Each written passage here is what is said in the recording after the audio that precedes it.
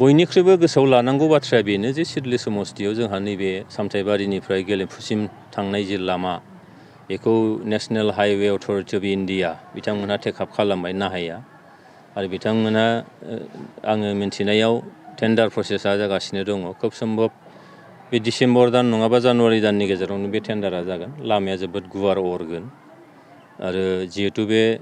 जोंनि खाथियावनो थानाय भुटान मोनसे सार्वभौम मोनसे राष्ट्र दङ मोनसे हादोर दङ बे हादोराबो बेजोंनो थांलाय फैलाय खालामो जोंनिबो थाखाय जोबोद मोजां मोनसे जोबोद गोनांथार लामा बियो आरो भुटान हादोरनि थाखायबो बिराद गोनां दा दिनैहाय नैबे 2023 मायथाइ जोबनायनि उनाव माने जोबनायथिंजाय फैनायाव बे मोनसे जोबोद मोजां खौरां आरोबाव जोंहा मोजां खौरां दंबावो जे देवस्रिनिफ्राय लानानै थुक्राझारनिफ्राय आइफवालि जानानै बरपाटारनिफ्राय उगुरिनिफ्राय आमगुरिनिफ्राय माख्रा दैमानिखौ बारनानै नोङो राङिजरा बे मोनसे आरोबाव जा आसाम माला लामा बे जानो थांगासिनो दं अलरेडि सार्भे बे जोब्बाय बेजों जोंहा औगुरिया मोनसे दिप बायदि जानानै दंमोन ना बले ओरैहाय सोनाबजोंनो मोनसे जगाजग जानो हायो बिमा दै दंथेयो सानजाजों नोङो नांगोल बा माने बेबायदिनो हुरुथि माबा माबि दैया दंथेयो जायनि थाखाय दैज्लां बोथोराव बिथांमोना दैबानाजों लोमजायोब्लाबो बिथांमोननि थाखाय रेसन लांनायाव जोबोद उसुबिदा जायोमोन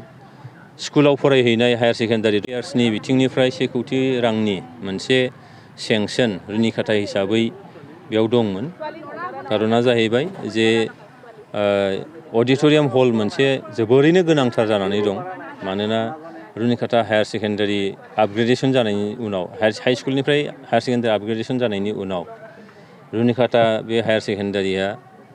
एनुवेल फांसन खालामनो थाखाय बिथांमोनाव जेबो हल गैयामोन जोबोद थोनै थोब्ले माब्लेयै स्कुलनि रुमावनो खालामनांगौ जादोंमोन दिनैहाय नैबे अडिट'रियाम हला फैनाय लोगो लोगोनो मोननै खामानियाव बेखौ बाहायनो हागोन स्कुलाबो आरो रुनिखाथा हिसाबै रायजो राजानि ग्रेटार इन्टारेस्टआव माबाफोर हाबाफारि लानांगौ जायोब्ला बे अडिट'रियाम हलखौ जाहाथे बाहायनो हायो आङो मिजिं खालामदों 1 कौटि रांनि जे बे अडिट'रियाम हल जागोन बेयो जाहाथे खुनु माने बेले बेजे जाहाथे जाया जेरैबायदि इस्टिमेटआव दङ जेरैबायदि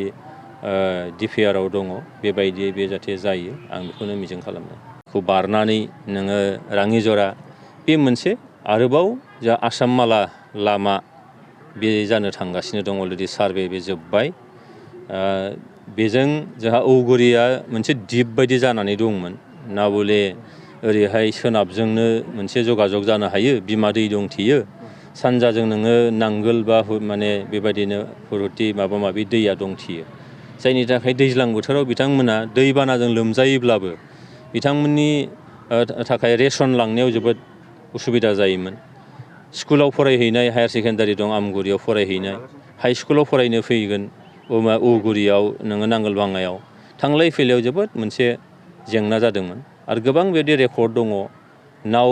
माने गोदोनानै साइकेल गोजावलांनाय मबाइल गोजावलांनाय इभेन मानसि थैनायनिबो रेकर्ड दङ जोबोद माने गिख्रंथाव रोखोमै फरायसाफ्रा मालाबा सानस्रिनानै बारलांनानै फरायसालियाव थाङो दा बे जेंनाया जोंहा जोबसिगोन बेयाव दालाङा 800 मिटार जागोन होननानै दा इन्जिनियारफ्रा बुंदों आरो ओरै माख्रा दैयाव बेबो माने 600 मिटारसो दालां जागोन बे मोननै दालाङा दिनैहाय 2023 मायथाइ जोबनायनि उनाव आसाम सरकारनि जोंनिया दानि सिबिनां गिबि मन्थ्रि डक्टर हिमन्त बिश्व शर्मानि नाजानायाव बे लामाया जानो थांगासिनो दं बेनि थाखाय आं जोबोद गोजोननाय मोनदों दिनै बे फैबाय आरोबाव जोंहा मुख्यमन्थ्रिनि उन्नत पक्की पद आसनि गोबां दङ बेबो जानो थांगासिनो दं मडेल अंगनबादि सेन्टारा दिनैहाय दासिमाव 41टा मडेल अंगनबादि सेन्टारखौ माखासेया जोब्बाय माखासेखौ लुबाय थानाय जादों आरोबाव बिसिबां समान एखे रोखोमनि बिबांनि आरोबाव साबमिट होनानै दङ इलेक्सन नोङो डिक्लेयार जानायनि सिगांनो कड अफ कन्डाक्ट फैनायनि सिगांनो बेफोर निस्सय जागोन बिनि उनाव आरोबाव सेन्ट्रेल गभर्नमेन्टनिफ्राय मोनसे स्किम लामा बे फैनो थांगासिनो दङ बेयाव गैयाब्लाबो 30-40 किल'मिटारसो लामा आरोबाव जों एडिशनेलि मोनबावनो हागोन ओंखायनो आथिखालनि जोंनि आसामनि chief minister doctor Himanta Biswa Sharma आरो जोंहा ओरैहाय बिटिआरआव दिनैहाय गुडउइलनि लामा गोबां लामा बेयाव सेंसन जाबाय बानायनो थांगासिनो दं जोङो बुंनो हायो जे फैबाय थानाय बिसायख'थि लकसभानि बिसायख'थिनि सिगां चिरां जिल्ला एबा सिडली समष्टि हिसाबै नट अनलि सिडली समष्टि बेयाव सारा आसाम नाङैनो सारा बिटिआर नाङैनो बेबायदि जौगालु हाबाफारिफ्रा गोबां जों नुनो मोनगोन आरो बेजों जौगानाया थाबैनो रिपिट जालांगोन आं फोथायनाय दं। थेंक इउ सर बहुत दिনৰ পৰা আজি ৰুণিকাটা এৰিয়াত এডিটৰিয়াম হল পাবলৈ সক্ষম হৈছে আজি আধাৰশিলা কৈছে এমএলএ ছাৰে কেনেকুৱা পাইছে সেইটোতো খুব মানে ভাল পদক্ষেপ আসাম ট্ৰাইবেলৰ পৰা যিটো মানে 1 crore টকা আমাৰ চেংচন হৈছিল আমাৰ এমএলএ ছাৰৰ আণ্ডাৰত যেটো নেকি ছাৰে আমাক অডিটৰিয়াম হিচাপে মানে ৰুণিকাটা হায়াৰ সেকেন্ডাৰীত যেটো দিছে আমাৰ ইয়াত অডিটৰিয়াম নাছিল আগৰ পৰাই নাছিল আৰু আমাৰ যেহেতু স্কুলৰ এনৰোলমেন্টটো হিউজ বহুত বেছি গতিকে যিকোনো মিটিং যিকোনো মানে নিজৰ ভিতৰত মানে ল'ৰা ছোৱালীক মিটিং কৰাত খুব অসুবিধা পাইছিলোঁ মানে ল'ৰা ছোৱালী নাথাকে আৰু কিয় বহাৰ জায়গাও নাই কেনেকৈ থাকিব গতিকে আজি যেটো পাইছোঁ মানে নতেই মই আনন্দ আৰু ইয়াৰ কাৰণে আমাৰ জয়ন্ত ছাৰক আমাৰ এমএলএ জয়ন্ত ছাৰক মানে আন্তৰিক ধন্যবাদ মোৰ পৰা থাকিল এইটো যদি হৈ যায় আমাৰ কালচারাল প্রোগ্রাম বিলাক বহুত থাকে যেটো স্কুলৰ বছৰেকীয়াও থাকে এনে মিটিং তো হৈয়ে থাকে গার্জিয়ান মিটিং হৈ থাকে স্টুডেন্টৰ মিটিং হৈ থাকে এসএমডিসিৰ মিটিং হৈ থাকে সকলো মিটিংয়ে আমি ইয়াত কৰিব পাৰিম ইয়াৰ উপৰিও আমাৰ স্কুলখন আমাৰ এই এৰিয়াত মানে তেনেকুৱা কোনো ঠাই নাছিল যিকোনো ৰাইজৰ মিটিংৰ কাৰণে আমাৰ স্কুলটোৱে খুজে গতিকে আজি এইখিনি পাই আমি হেতু আনন্দিত হলো এই কাৰণেও যে এতিয়া মিটিং সেটিংৰ কাৰণে কিবা এটা যদি ৰাইজৰ পৰা খুজে আমাৰ স্কুলটো আমি ইনভলভ কৰিব দৰকাৰ নপৰে গতিকে ইয়াত আৰামছে তেওঁলোকে কৰিবও পাৰিব যেহেতু ৰাইজৰে স্কুল আৰু ৰাইজৰে অডিটৰিয়াম আৰু আমি কৰ্মচাৰী ৰাইজৰে ল'ৰা ছোৱালীক লৈ ৰাইজৰে ল'ৰা ছোৱালীৰ ফিউচাৰক লৈ আমি কাম কৰি থাকো গতিকে খুবেই আনন্দ ইয়াতকৈ আনন্দৰ আৰু কথা নাই খুবেই আনন্দ পাইছো এতিয়া মানে নেক্সট পৰ্যায়ত আৰু আমাৰ বিল্ডিংৰ কিবা আছে হেতু যদি মানে ভালে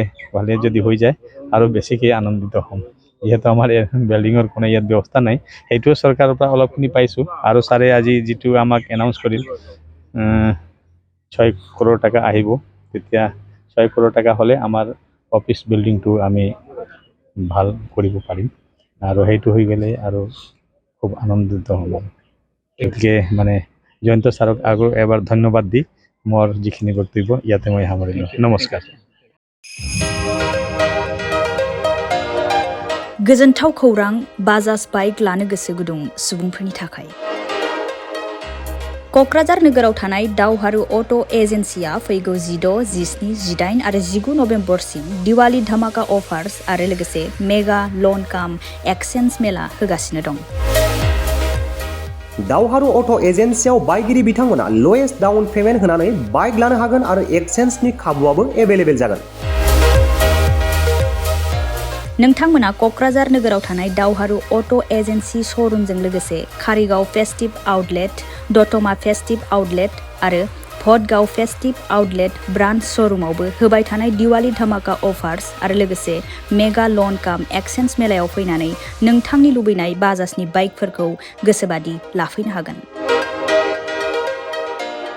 बाजाजनि बाइक सालायनो मोजां मोनग्रा रायजो राजाफोरनि थाखाय दावहारु अट' एजेन्सि श'रुमा लोगोसे मोजां अफारफोरबो लाबोदों बेफोरनो जाबाय